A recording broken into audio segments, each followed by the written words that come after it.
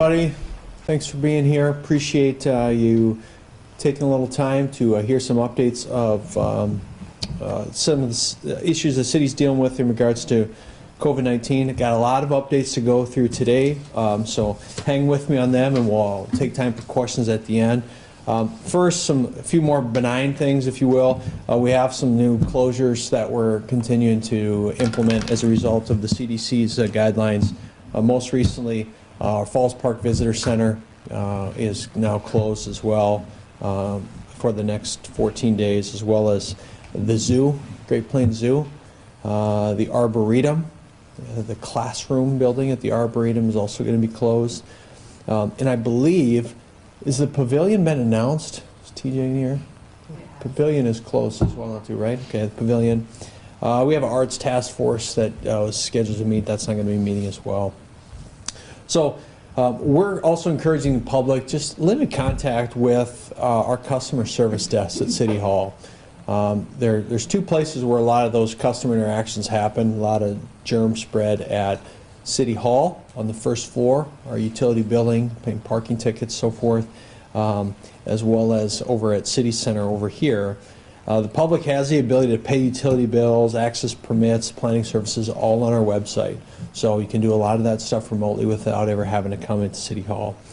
The city has joined with Xcel Energy and Midco in working with customers who are unable to cover their payments at this time. So in the wake of COVID-19, the city is going to temporarily be waiving late fees and will not interrupt service for non-payment. So providing people a little bit of breathing room. If there's a non-payment issue, we will not do any shut-offs or any service interruption at that time. You know, customers will eventually need to cover that. It's not free. We're just delaying that, just kind of building up. But normally, if we'd have a shut-off, we'd do it. We're not going to do that. You know, on a similar note, there's just as important and more important is people's rent. And while the city cannot enact a moratorium on evictions or anything like that, I want to specifically speak to landlords and ask that they provide some level of grace, if they can, during this time with their tenants. So if a tenant is having a challenge meeting rent or making rent at this time due to a layoff or a payroll issue related to COVID-19, that the landlord please work with that tenant. Can't require it, but it is an ask of the city that we would love for our landlord community to consider. You know, smaller thing, and this is something to even talk with the BBB about, but anytime there's a crisis, there's some kind of just bad actors that rise up to take advantage of the community, take advantage of the situation. And so I just would ask that people be very diligent about fraudulent, you know, GoFundMe pages or charities or anything like that that are supposedly set up to help people, because those are many of those are not legit. So please be diligent on those. We know that people are limiting activities that involve mass gatherings right now. We see it in Sioux Falls and even our traffic index numbers. We're looking at our traffic numbers, and we can see there's a drastic decrease in a lot of our traffic numbers all through the city. And so I would ask at this time that you just please remember our small business community right now, many of which they've added pickup and takeout services. We are actually going to be setting up some free parking access meters that will be non-ticketed meters downtown for that, kind of grab and go lanes and something in front of some of our businesses to help our restaurant community downtown with that. So we're going to continue to try and support small business while also sticking to the federal guideline of limiting gatherings of 10 or more people, which we think is very important at this time. One big announcement today that we've spent a lot of time working on in the last 12 hours, maybe 18 hours, is the establishment of what we're calling the One Sioux Falls Fund. The One Sioux Falls Fund has been set up in concert with the Sioux Falls Area Community Foundation. I have asked community citizen Bill Early here in Sioux Falls to help us lead that effort. Bill is a former executive with the Red Cross in San Diego and the attorney and a COO with a healthcare organization. And I made one call to Bill and I said, would you help us run this fund? And he said, I'm on it. So Bill has been meeting us with us on this. So the goal of this fund is to help Sioux Falls residents avoid evictions and financial hardships if they're unable to work due to COVID-19. And also if they're unable to qualify for state or federal assistance. So applicants will still be required to demonstrate, that financial impact and provide the appropriate documentation. But they'll be able to work with Bill and our Sioux Falls Area Community Foundation by doing that. There will also be forthcoming, in fact, the President's having a press conference right now, there's a federal relief package that's coming as well. Much of that is geared towards businesses and business relief, but there's also going to be relief for workers. However, there's still gaps that exist anytime you have something like that. So this fund will help with some of those gaps. As you know, one of the core things that our administration is passionate about is housing. And the last thing we want to see is evictions right now or people without housing due to COVID-19 backlash. So this will be a way that we'll be able to help people with that. There are a handful of organizations that have stepped up to already give large lead gifts to this fund. First Premier Bank and Premier Bank Cars, first call I made to them. And without batting an eye, they said, we're in, and we want to challenge the rest of the community to be in. And so First Dakota National Bank, First Bank and Trust, Dakota Bank, Sanford Health, Avera, the First National Bank in Sioux Falls, and the City of Sioux Falls, pending council approval, will all be contributing to this fund. We're probably right around $700,000 in this fund already. So we got a significant amount of dollars in this fund already that we'll be able to use. But I'm also calling on other businesses to help and step up and contribute to this. People can get involved, and businesses specifically can get involved by going to the Community Foundation's website, sfacf.org/COVID-19. And we'll be sending out a press release here shortly with the information about this fund. So this is what Sioux Falls does. When we have something and we have a need, in less than 18 hours, we've stood up a fund and we got $700,000 in this fund already to help people in the MSA. That's another critical piece of this. This is for the Sioux Falls, or excuse me, the Sioux Falls MSA. So it's not just Sioux Falls city limits, but if you live or work within Sioux Falls or live and work within that MSA, you will be eligible to take advantage of the funds being offered there. So some relief. I had a chance yesterday to meet with a couple dozen bar and restaurant owners, and there was kind of a tension and a mood in the room that was really rough. They didn't know what to do. They're shell-shocked. They're not sure what to do for their employees. They know they're going to have to make some hard decisions as a business, and so they're looking for any sort of relief they can. They're looking for people to buy gift cards, to take advantage of takeout options. They're anxious to see what the federal package relief package may look like for them. And this is something on the local level with the One Sioux Falls Fund that we'll be able to help with on the local level. So I'm going to turn it over now to Jill Franken, our Public Health Director, and Jill's going to give some specific details regarding COVID itself, spread, some other logistical things we're doing in the city.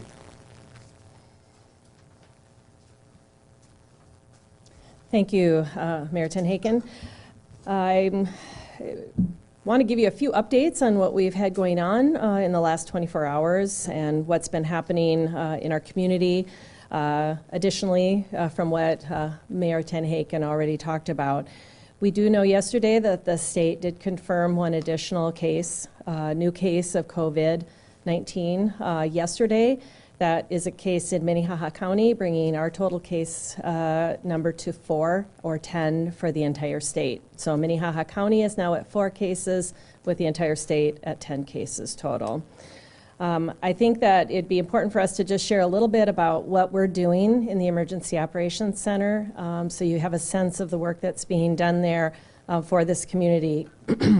We have a healthcare coalition branch of the EOC, or the Emergency Operations Center, and they are working really to, right now, monitor the needs of the health systems as far as their testing, just overall testing capacity and ability to identify people with COVID or coronavirus, as well as just really maintain that communication between the two health systems.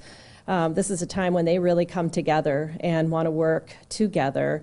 And we've seen that time and again in the public health arena where they really step up and work in a coordinated fashion, and they're doing that within the EOC structure as well as just on their own. We have a public health safety branch, and they really are right now monitoring to make sure that we have proper levels of PPE or personal protective equipment for all of our first responders. They're also working on the communication needs that they have with respect to calls into 911, like things like the screening questions, et cetera, and making sure that all those activities are running smoothly. Really trying to make sure that we're doing everything we can to reduce the exposure of our first responders to coronavirus. We also have a continuity of operations branch, which is assisting and working to meet the ability for the city to maintain all of our essential functions, for us to have continuity of operations to the best of our ability as a city to meet the needs of our community on a daily basis as well. So there's a group that's heading that up and working on those efforts. Additionally, outside of the work of the EOC, specifically as far as those functions, we are working as a unified command and incident command on recommending and have recommended to Mayor Tenhaken that we, and I've recommended to the Board of Health, that we bring additional regulation to respond to the new and emerging recommendations from the CDC and from the President's office. We have what you might see in print right now is the response to the CDC's recommendation of reducing the number of people that are gathering to 50 or fewer people.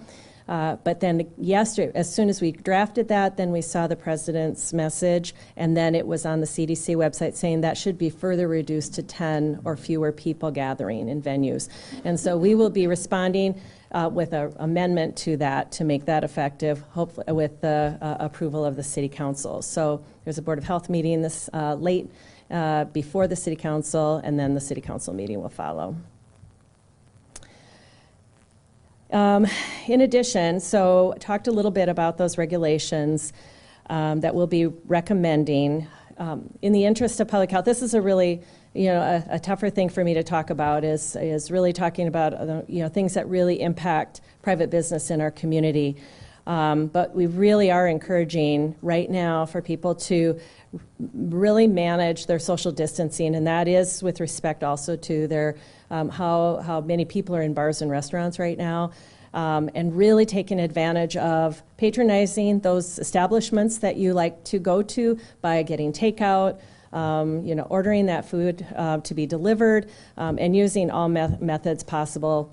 Mayor Tenhaken commented on that quite well. I won't elaborate, but right now we also need to be making sure that we are not, especially on a day like today, that we are not having a lot of people congregating in our bars and restaurants going forward. So I think the key messages I just want to make sure I'm conveying today to us as a community is to really, again, stay very vigilant with your social distancing practices and make sure that respiratory hygiene, hand washing, things of that nature are being strictly followed. Parents, keep your students home. Keep them from gathering together. Because schools are closed is not a means for them to then be gathering. And we know that they had spring break coming later this week, but that spring break is not intended for them to have social time together. They need to please be staying home and abiding by the social distancing practices. Again, we've talked about this, but remaining calm and being a good neighbor right now is really important. If there's someone you know that you need to reach out to, please do so and see how they're doing. Someone who's in that high-risk group who has some chronic illness or condition, please making sure that you're checking on them, giving them a phone call, seeing if they need anything, are they doing okay, and then assisting them as needed. Again, this situation remains very fluid. As Mayor Tenhaken mentioned, there's a presser going on right now by the president, and so we probably will leave this meeting learning some new information perhaps, and we will be taking that into consideration and making the proper, that's why we have the Emergency Operations Center in place right now, so that we can be doing those quick adjustments when we need to. But in order for everyone to be informed from trusted sources, I'm going to mention again the covid.sd.gov is the site you should be going to for your information, or the 1-800 number, 800-997-2880. I'll repeat that, 800-997-2880, as well as cdc.gov is also a trusted site for you to go to. And with that, we'll take any questions. Information you can give on the latest case in Minnehaha County? In his 20s, I guess, you know, can you talk about where maybe that person was or anything along those lines? That information is what's been shared, and that's the extent of what's been shared thus far. And to repeat that, it's 20 to 29-year-old male is the most recent case in Minnehaha County.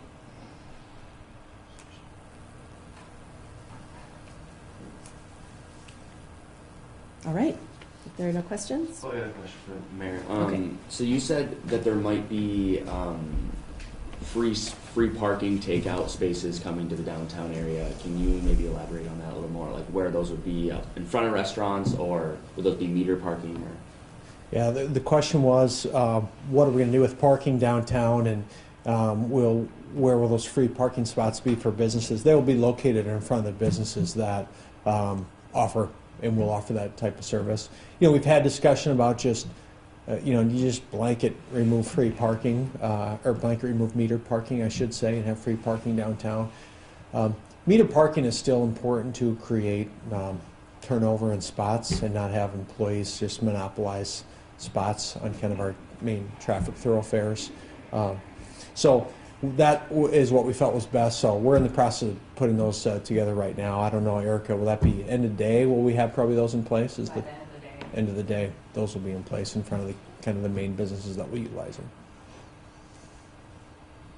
How is the city supporting the homeless population? Well, the city's supporting the homeless population in the same way we've always supported the homeless population, which is supporting our shelters, making sure they're resourced properly. We haven't quite realized the need to stand up alternative shelters yet. There's no change in the, I guess, the homeless population counts, but when you talk about social distancing, certainly a challenge right now for our homeless population. And so there are some conversations that we're having about, do we need to open alternative locations to kind of create a less dense population of some of our vulnerable people in our city. But right now, those are just discussions, conversations. We haven't done anything with that yet. But I expect we may be doing something with that soon, depending on federal kind of recommendations and guidelines on that as well. Can you elaborate a little bit on what precautions the shelters have taken? I can't speak for the shelters. I know that they told us they have put enhanced hygiene methods in place with their cleaning protocols, and they're cleaning more often, and they're encouraging their residents to sanitize and clean more often. But I don't know, Jill, if you have spoken with Madeline or with Eric or anyone over there. But So a couple things along the lines of what are we doing, or what is being done to regard the needs of the shelters and for homeless individuals in our community. First off, there is guidance, CDC guidance specific for folks who, and for shelters and those kind of living situations for individuals that are, there's many people living in small spaces.